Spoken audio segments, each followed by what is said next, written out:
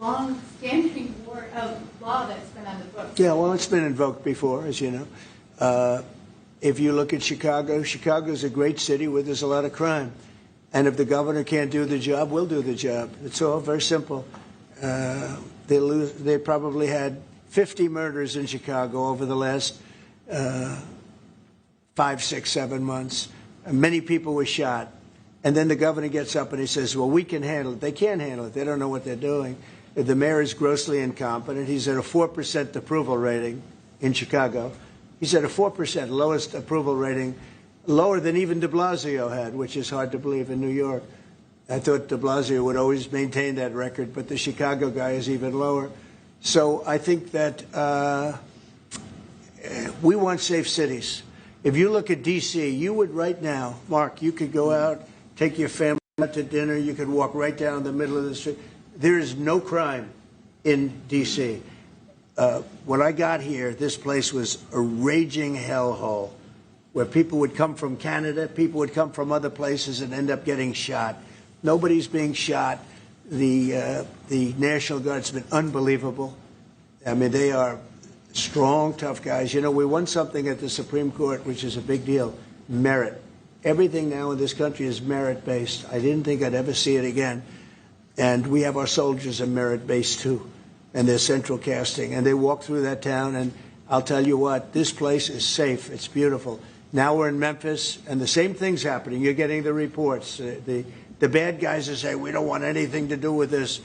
And we're removing many people. In D.C., we took out 1,700 career criminals and sent them back to the countries from which they came, mostly led out by Biden and his people that had an open border policy. And, you know, Canada, you suffered because of that, too, because they'd come here and they'd go into Canada also. So we're like a buffer for that in terms of Canada suffered greatly by Biden and the open border, the policy of open border, totally unchecked, totally unvetted. And these people were, you know, if you got 5%, 2%, now you were getting a lot of bad people. And we now have a closed border. You've done well. Yep. We have a closed border, and it's a really closed border. In fact, for 4 months, I don't even know if this is possible, but the figures were released. 0 people were able to come into the United States from the southern border. 0. And as you know, we've taken a very hard stand on drugs. This is also benefiting you. A lot of we call them the water drugs, the drugs that come in through water. They're not coming. There are no boats anymore. Frankly, there are no fishing boats. There's no boats out there, period. If you want to know the truth, we're saying, does anybody go fishing anymore?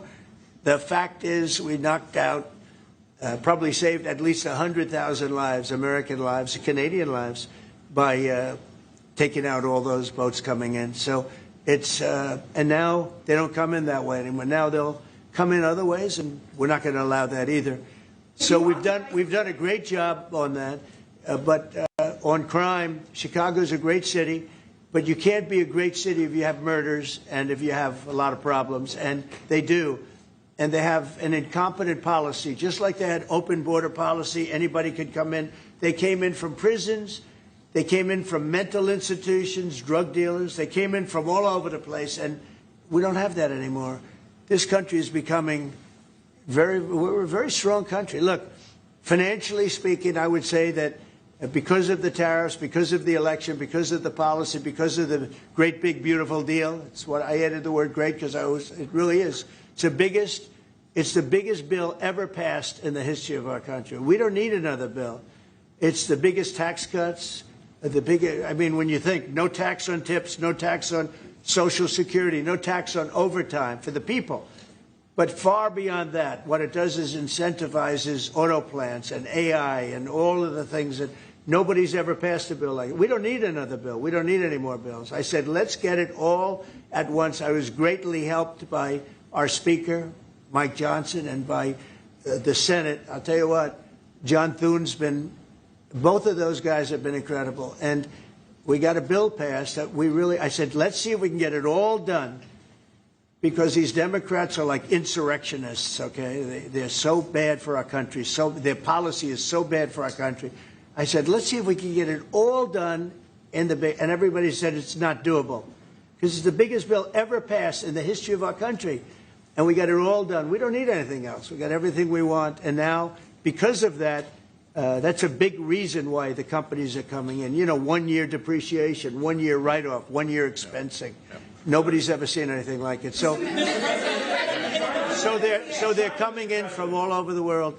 But to have a great country, you can't have crime. And we don't have crime, but we have cities where there's tremendous crime.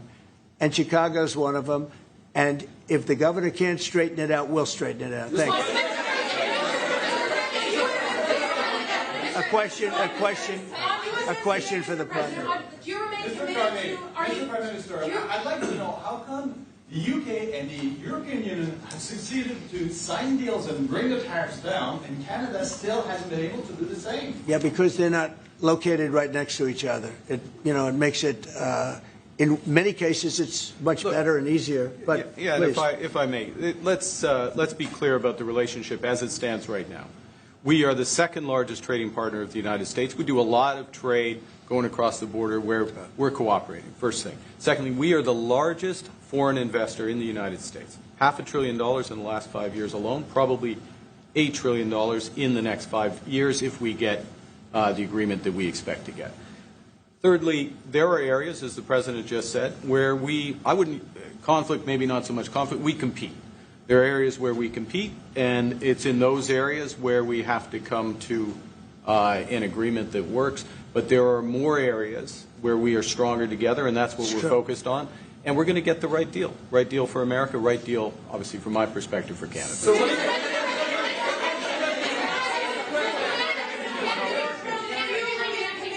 including one thing that, wait. So one thing where we are working very closely is the Golden Dome. That's the protective mechanism, and you see how that works. It's unbelievable. Ronald Reagan wanted to have it, and at that time they didn't have the technology, even close to the technology. But he was advanced, and we'll be working together on a Golden Dome for the two countries, and it's something that I think is going to be very important, especially when you look at the world, you look at what's happening. We want to have that protection. It's really amazing. The technology is unbelievable. Why do you say some federal workers should not get their back pay? Why do you say some? Well, you're going to have to figure that out, okay? Ask the Democrats that question. Go ahead.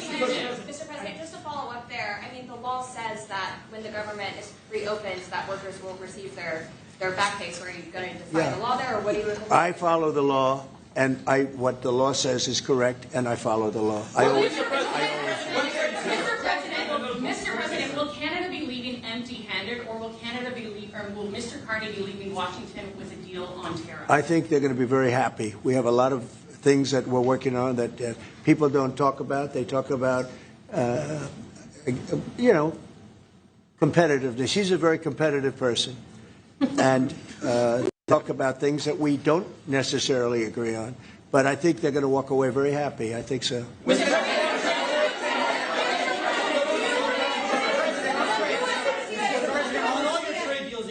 There's been a minimum tariff that countries have got. When USMCA gets renegotiated, do you want a minimum tariff on goods between Canada and the U.S.? Well, we're going to have tariffs between Canada, and, they have them with us. I will say with our farmers, as you know, they went up to as much as 400%, 250, 300, and even one at 401. We found one having to do with a very small product, but it was high. So we've always had tariffs between the two of us, and actually, Canada was charging us very high tariffs on our agricultural things, a lot of our agricultural product. And that's one of the things that we talk about for bringing that down. So, this is a mutual thing, but we've been charged tariffs. Look, we're the king of being screwed by tariffs, just so you understand. And I'm not talking about with Canada. I'm talking about with countries all over the world. When you look at Europe, when you look at China, when you look at all of the almost every country charged the U.S., we didn't charge them because we were led by stupid people in many cases. Stupid people. They took advantage of our country. They're not taking advantage of us anymore. If you looked at European Union, they're all my friends. I don't blame them. I blame our presidents. I blame our past presidents and, business leaders. But we are the king of countries that have been taken advantage of for many, many years. We've been paying trillions and trillions of dollars and receiving nothing at all. As an example, prior to the deal with Europe, where they pay a lot of money, but they're happy and I'm happy. The deal was good. It's a fair deal, but it wasn't fair. You couldn't put a car into Europe. You couldn't sell your agriculture into Europe. You couldn't do anything. And now we have it so that it's open. We charge them tariffs. We didn't charge them tariffs a car. They charge us tremendous. I said to Angela Merkel once, I said, how many cars have gone to Germany from the United States? And she said, well, I don't believe any. And I said, you're right. You're right. Well, that doesn't happen anymore. And they're paying a fair amount. It's just a fair amount. It's not, I could ask for much more. It's a fair amount. But the United States now is using the same thing that they've used on us. And I just can't believe it's taken presidents so long to do this. And again, we're going to treat people fairly. We're going to especially treat Canada fairly. But I can't believe it's taken so long where we get charged and don't charge them. Japan was a good example. We made a deal with Japan. You saw that, Mark? A deal with Japan. It's a much different deal than we've had in the past. But they would send us millions of cars, no charge. We weren't allowed to send them cars. We sent them no cars. I doubt you had one car go into Japan because we were restricted. They didn't want our cars. Same thing with Europe. Same thing with other places. So now all we do now is fairness. But fairness leads us to the most successful country there's ever been. We have some advantages over other countries, and we do have a great market. We have an amazing market. But you know what? If I let this go, if we didn't win this election, if we had these people running that were ruining our country, destroying our country with their open borders and men playing in women's sports and transgender from everybody and windmills all over the place, if we allowed that to go on for another couple of years, we would be, I'm not sure that we'd even have a country.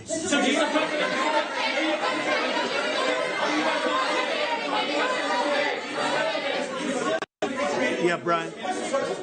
And by the way, I'm not sure we would have even had a country. And now we have the most successful country in the world. Brian? Yes, sir. What is your message to Democrats ahead of a next vote to open up the government? The American people are saying, open the damn government. What's your message to them right now? Well, they're the ones that started it. They're the ones that have it. And it's almost like a kamikaze attack by them. You want to know the truth? This is like a kamikaze attack. They almost, they have nothing to lose. They've lost the elections. They've lost the presidential election in a landslide. I saw the other day where Kamala said this was a very close election. This was one of the biggest sweeps that anybody's ever had. Won the popular vote by millions, won the Electoral College by a massive amount. They said, if I got 270, that would be great. But I got, I think, 312 or 315, and they got 220. So, we won that. But we won counties. The big thing is counties.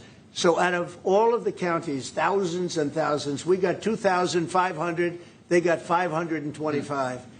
It was a landslide. And we listened, oh, yes, it was close. It was one of the greatest victories ever. And it was a mandate to do what we're doing. And I hope, and Mark wants this as much as I do, we are very close to making a deal on the Middle East that will bring peace to the Middle East. After all of these years of millions and millions, tens of millions of people being killed, there's a chance to bring peace to the Middle East. In addition to that, I made 7 other deals, and they're, great. And we're, things are happening with respect to Russia, Ukraine. That's one that last week, Mark, 7,812 people were killed. Soldiers, mostly soldiers. Yep. But 7,000, more than 7,000, almost 8,000 soldiers were killed. It's a crazy thing. I thought that would have been one of the easy ones. I get along very well with Putin, and I thought that would have been, I'm very disappointed in him because I thought this would have been an easy one to settle, but it's turned out to be maybe tougher than the Middle East. We'll see what happens with the Middle East. The Middle East.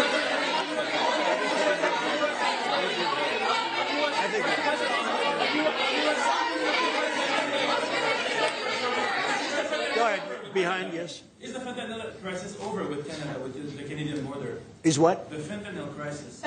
No, it's not over. It's never. I think it's never going to be over, frankly. But they've done. Canada's worked hard, and they've done a much better job than in the past.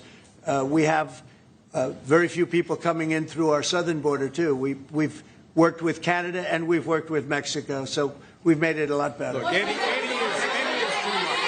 80 is too much. Well, wait.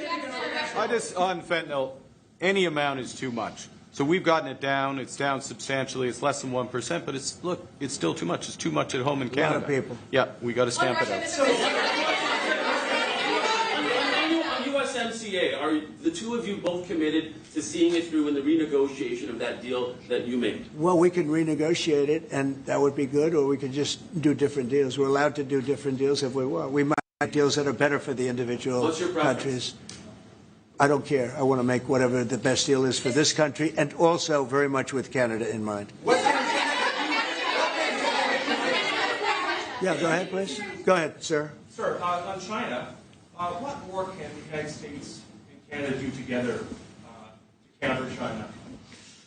Well, you have to be able to compete. They're a great competitor, and Mark and I both know that, and you have to be able to compete. We have big advantages over China for lots of different reasons, and I think we're doing very well with China. I get along very well with President Xi. I'm going to be meeting him in a few weeks, as you know.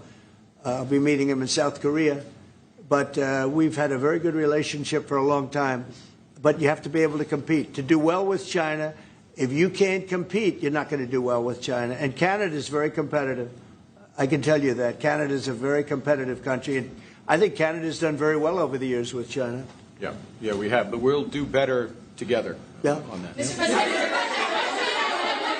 on Golden Dome, Middle East, what guarantees are you giving your Arab partners that Israel will not resume its offensive after the hostages are released? Well, the primary guarantee is once this deal happens, if it does happen, look, they're in negotiations right now, we are going to do everything possible. We have a lot of power, and we're going to do everything possible to make sure everybody adheres to the deal. Okay?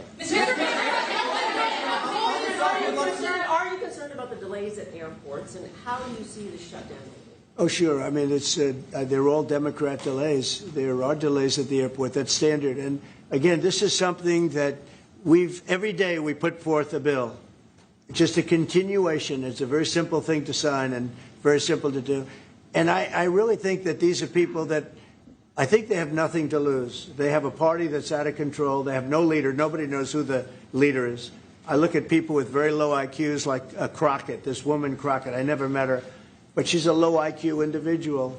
I look at AOC talking about how if they want to negotiate, they can come to my office. She's not in that position to do that. And who the hell is she to say that? And then I watch Nancy Pelosi not knowing what to do. I watch their leadership. Look, Schumer is petrified of primary because he's not going to win probably against anybody in a primary. You know, Schumer did the right thing, but he handled it badly. Originally, a year ago, he did probably the right thing, but he handled it badly. I think Schumer is incapable of making a deal. They are a mess. They're a party that has no leadership. They have, and they have no policy. You know, I think we have great leadership, but we also have great policy. We have strong borders. We have no men and women's sports. I mean, basic things. We're not going to take your child away and change the sex of your child. We're not going to do things like that. What they're doing to the country is so incredible. And they got away with it with all their woke crap, and now it's stopped. And we have a country that's based on common sense and strength and intelligence. I mean, we have the United States of America, and I say it all the time. Other leaders have told me this. Mark hasn't yet, but I think he would. A year ago, we were a dead country, and now we are the hottest country anywhere in the world. Maybe Canada. I'll give Canada, but because I do like Canada. But you know, we're the hottest country in the world right now. There's never been a country that has the kind of money coming into it. There's never been anything like this. There has never been a country that if you take $1 trillion, that would be unbelievable. We're going to have over $20 trillion invested in this country. There's never been anything like what you're seeing, and it's on good policy and common sense and leadership. Yeah.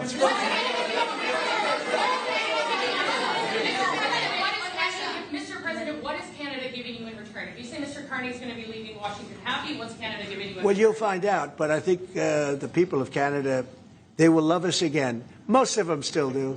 If you say only 25%, I assume a lot of them, I think they love us.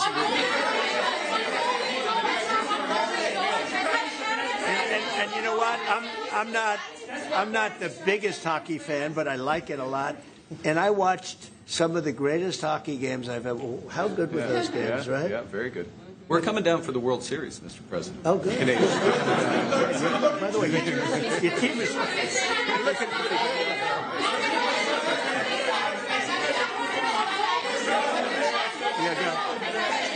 President, will you sign a trade deal with Canada that doesn't include supply management, like dairy, for example? If the federal government. Well, a deal would include dairy. I mean, it's going to include everything. We'll do a comprehensive. Have you identified programs to eliminate under this shutdown? Oh, sure. Sure. Which ones? We have a lot. I'm not going to tell you, but we'll be announcing it pretty soon. But we have a lot of things that we're going to eliminate and permanently eliminate. You know, one of the things that we have is some advantage, you could say.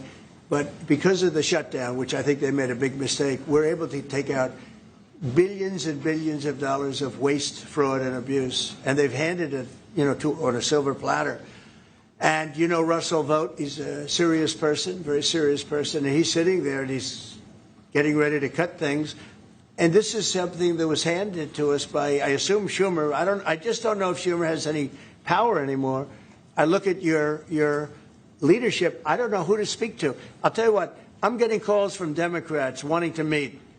I never even heard their names before, and they're claiming to be leader. The Democrats have no leader. They remind me of Somalia, okay? You know? And I met the president of Somalia. I told him about the problem he's got. I said, you have somebody from Somalia who's telling us how to run our country. She's from Somalia. He said, would you like to take her back? He said, no, I don't want her. Okay, you know who I'm talking about? Say it again. How many permanent jobs are you talking about to be eliminated? Well, I can tell you, I'll be able to tell you that in 4 or 5 days if this keeps going on. If this keeps going on, it'll be substantial. And a lot of those jobs will never come back. But you're going to have a lot closer to a balanced budget, actually. Is there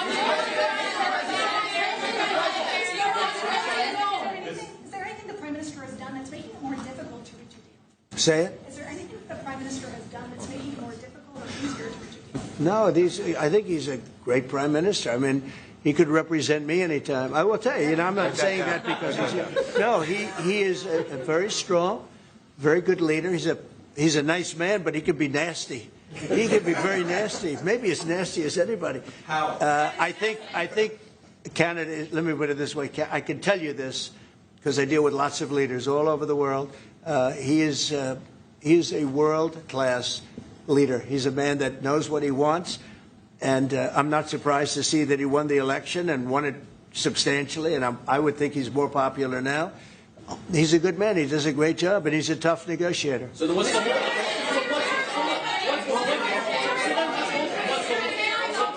then what's holding things up? If he's a great man and you want to do a deal with Canada, why aren't you? Because I want to be a great man, too. Thank you very much. Thank you, everybody. That could have been. I think you got that one. That could have been good. Thank you very much. Thank you.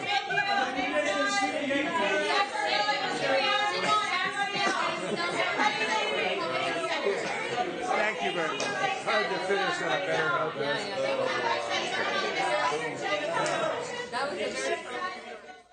All right, so live from the White House there, President Trump hosting Canadian Prime Minister Mark Carney. Carney called President Trump a transformative president and congratulated him on his accomplishments during his second term. Well, President Trump said when it comes to trade, the U.S. has always given everything to Canada, but he added that is hurting the U.S. President Trump said Americans want products like cars to be made in the U.S., and Canadians want cars made in Canada. Well, he added they're both competing for the same business, calling it a very natural conflict, and they're going to try to work something out. Well, Carney said that he wants to get the right deal for their respective countries, and President Trump said he wants the best deal for both countries, adding Canada will be very happy after today's meeting. Well, the president also addressed the government shutdown, saying the Democrat Party is out of control as they have nothing to lose. Well, he added the GOP has continued to put forth a bill, but Democrats have rejected it, leading to this week-long shutdown. Well, Democrats once again block the GOP effort. One America News Network, your source for credible, honest, unbiased reporting from around the world, has just launched a live, 24/7, 365 days a year, uninterrupted cable feed on YouTube. And it's only $5.99 per month. Now you can watch One America News Network live, anytime, anywhere in the world. Go to our YouTube page.